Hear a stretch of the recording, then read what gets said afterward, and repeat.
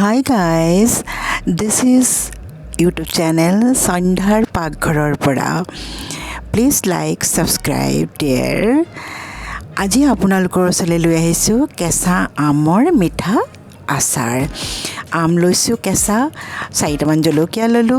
তাৰ পিছত আপোনাৰ ফুৰণৰ কাৰণে ইয়া চাওক হিং, সঁফ, জিৰা, কালঞ্জি, সৰিয়হ, তাৰ পিছত আপোনাৰ দানা মেথি কেইটামান আৰু ক'লা নিমখ অকণমানো দিছোঁ দেই তাত মই। তাৰপিছতে কেৰাহীত তেল দি পেলাই আমকেইটা কাটি মই ইয়াত দিলোঁ, কেঁচা জলকীয়াকেইটাও কাটিলোঁ। তাৰপিছত আপোনাৰ অকণমান পানী দি জান নেজান ঢাকি পেলাই মই সিজিবলৈ দিলোঁ। তাৰপিছতে 4 টুকুৰামান গুড়, মানে ধৰক আপোনাৰ আধা পোৱামান গুড় ইয়াত মিক্স কৰিছোঁ। অকণমান জলকীয়াৰ গুড়ি, ধনিয়াৰ পাউডাৰ আৰু হালধি এয়াও দিছোঁ দেই, জিৰাৰ পাউডাৰো দিছোঁ এচামুচকৈ, দি পেলাই এয়া মই ফ্ৰাই কৰিছোঁ। আহা কি যে কালাৰ আহিছে আৰু দেই। পৰঠা বা ৰুটিৰ লগত বনাই খাই চাবচোন। ধন্যবাদ।